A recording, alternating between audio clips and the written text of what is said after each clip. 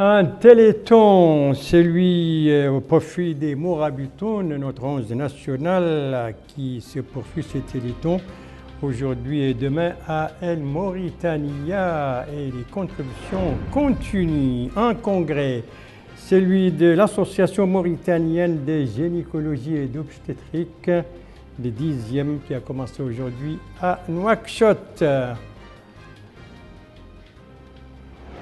Des caravanes, c'est l'entreprise par le MASEF, le ministère des Affaires sociales, de l'enfance et de la famille au niveau des 3 wilayas de Nouakchott, ceci dans le cadre de la journée du 8 mars. Voilà pour les titres de votre 21h30 de ce samedi 9 mars 2019. Madame, mademoiselle, monsieur, bonsoir. L'actualité en ce week-end, vous le connaissez, vous le savez, c'est bien entendu ce téléthon au profit des Mourabitoun, notre 11 national. Un téléthon qui est entré aujourd'hui dans sa deuxième phase, une deuxième phase qui se poursuit depuis ce matin ici à El Mauritania. Vous la suivez en direct donc sur El Mauritania. Et donc un élan très important de solidarité avec notre 11 national, un élan de solidarité où l'Union nationale du patronat mauritanien joue un rôle important.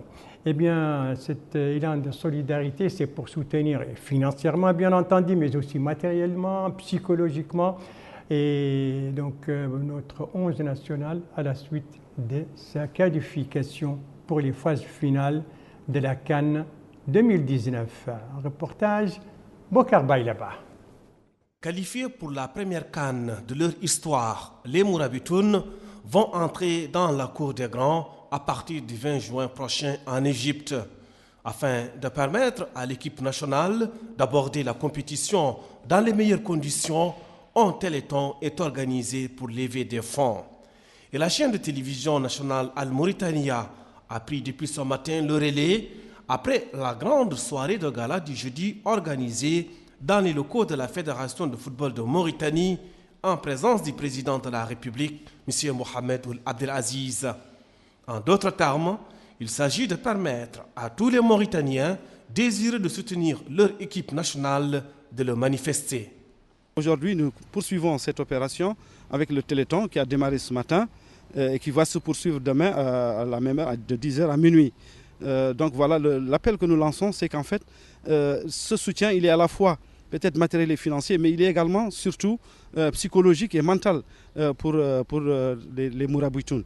Donc nous appelons tous les citoyens de venir pouvoir apporter leur pierre à l'édifice, donc à l'équipe nationale que nous sommes en train de préparer justement pour la Coupe d'Afrique des Nations qui aura lieu en Égypte à partir du 21 juin 2019. Cette campagne complète les nombreux efforts du gouvernement mauritanien et vise à permettre à notre équipe nationale, celle qui nous a apporté tant de joie et de fierté un certain soir du 18 novembre 2018, d'avoir une préparation optimale et de continuer à nous faire rêver.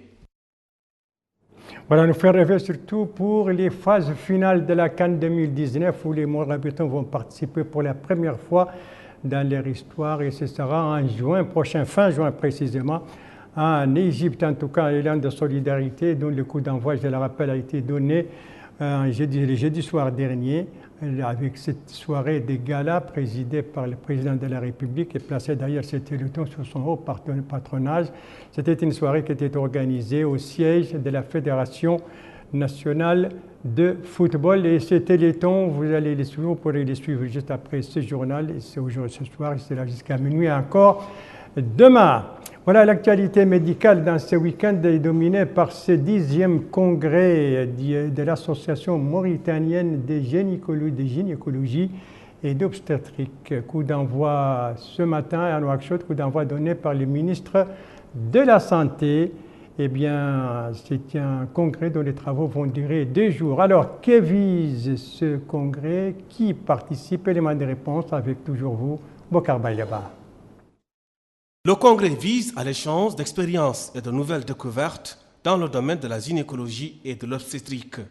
Plusieurs spécialistes venus du Maghreb et d'Afrique de l'Ouest participent aux travaux de ce congrès.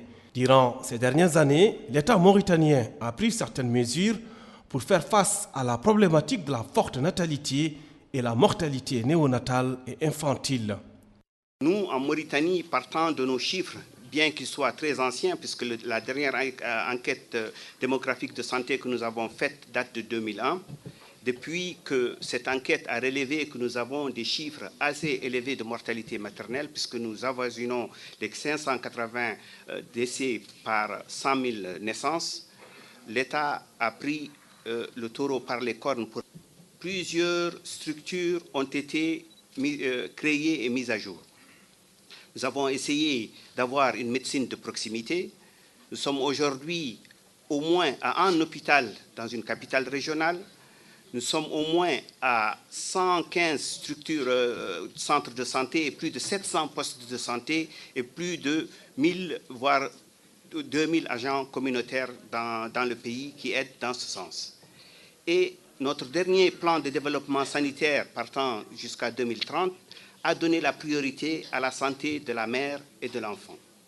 C'est pour vous dire que le gouvernement, les instructions du président partent tous dans le sens d'améliorer, mais de favoriser la santé de la mère et de l'enfant. De son côté, le président de l'Association mauritanienne de gynécologie et obstétrique a indiqué que l'association œuvre à améliorer la santé maternelle afin de réduire la mortalité des femmes et des enfants.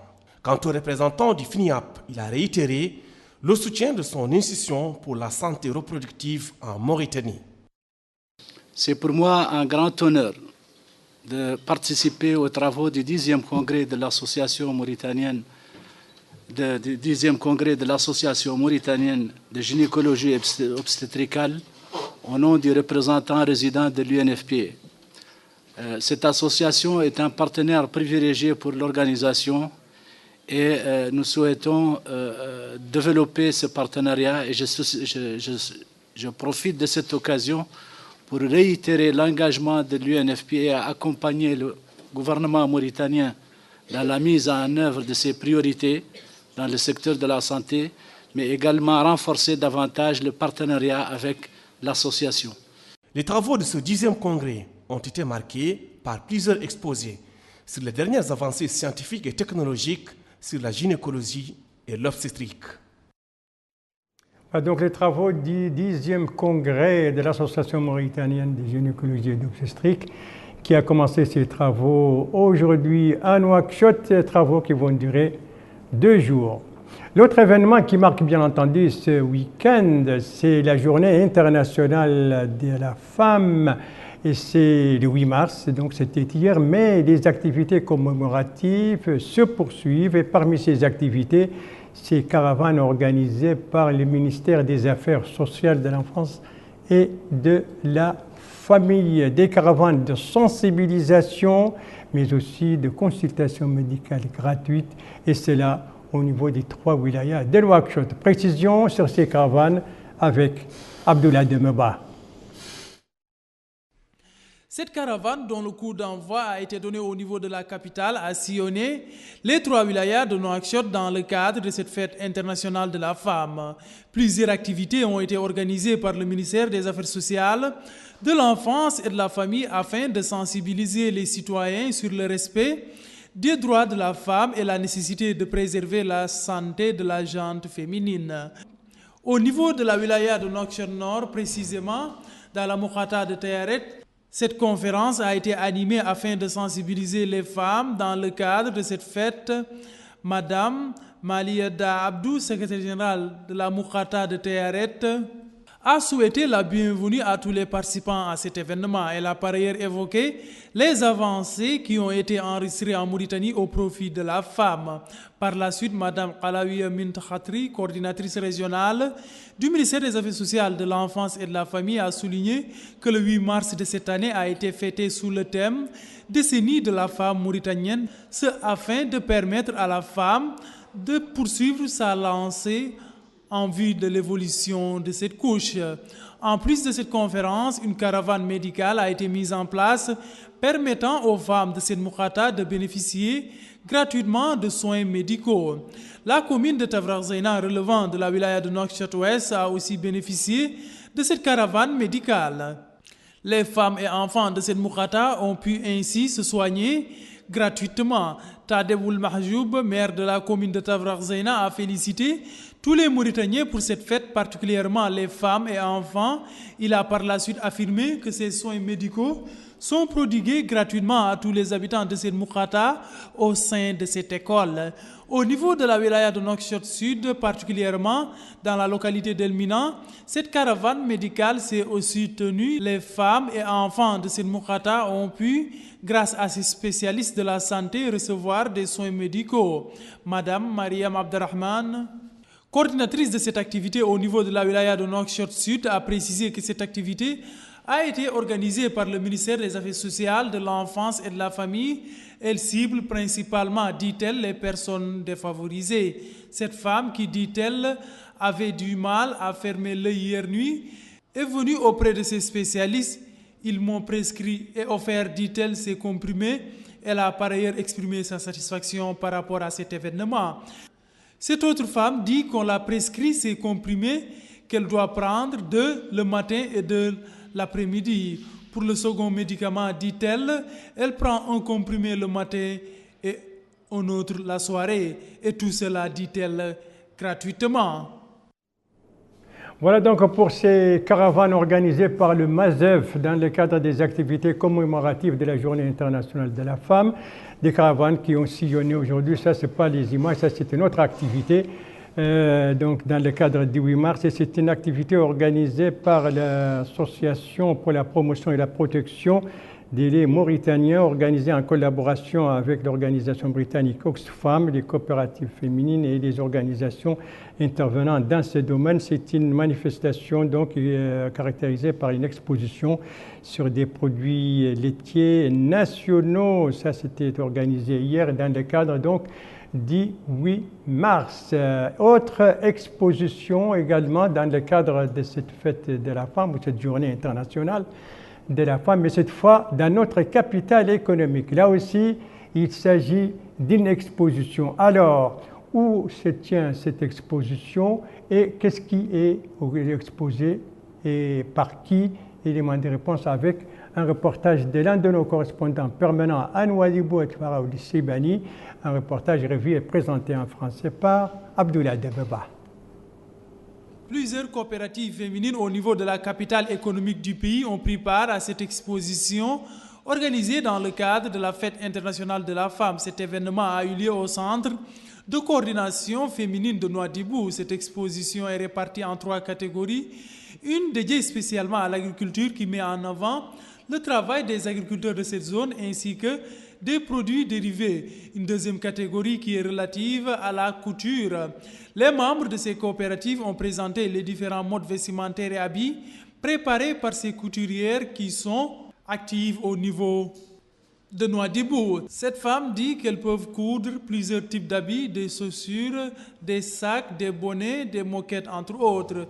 Cette autre femme dit qu'elles font tout ce qui est lié à l'artisanat. Cette femme, quant à elle, dit qu'au niveau de Nouadhibou, elle travaille pour mettre en exergue le riche patrimoine culturel de cette localité. Le troisième aspect de cette exposition est présenté par les femmes de Nouamgar. Ces dernières transforment ces produits de mer afin de les commercialiser.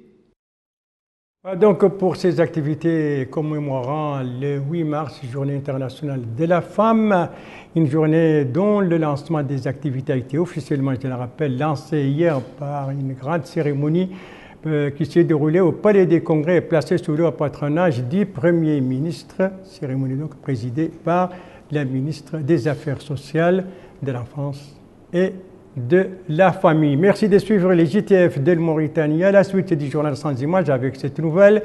Aujourd'hui, il y a eu de nouvelles frappes aériennes israéliennes contre des sites de Hamas à Gaza. Pas de blessés selon des sources du Hamas.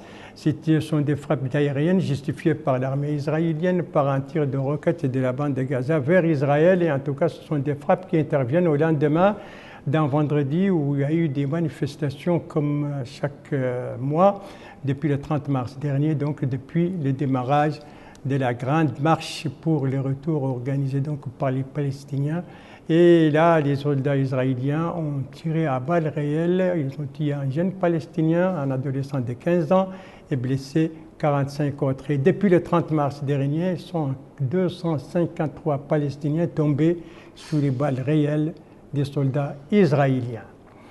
Voilà, ce journal est à présent terminé. Merci à vous, madame, mademoiselle, monsieur, de l'avoir suivi. Merci bien entendu aux équipes rédaction et techniques qui ont participé à sa conception.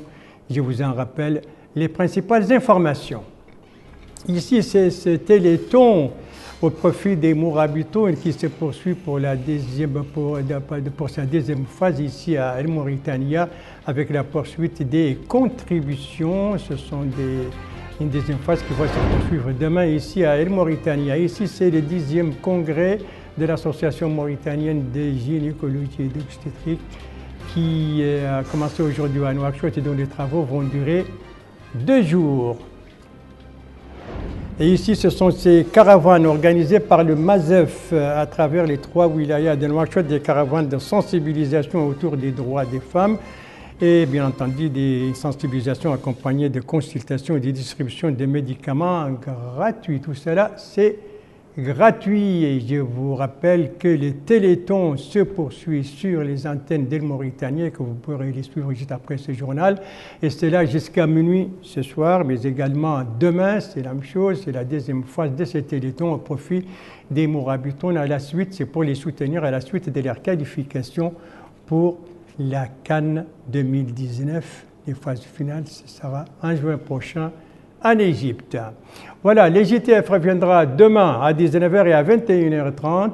Vous serez en compagnie, suivant le planning de service, vous serez en compagnie d'Aminata Khan. Quant à moi, il ne me reste plus qu'à vous souhaiter une très très bonne fin de soirée, une très très bonne fin de semaine et bien entendu un très très bon téléthon au profit des Mourabitoun et à vous donner rendez-vous, Inch'Allah, vendredi prochain aux mêmes heures, 19h20 et 21h30. Bonsoir.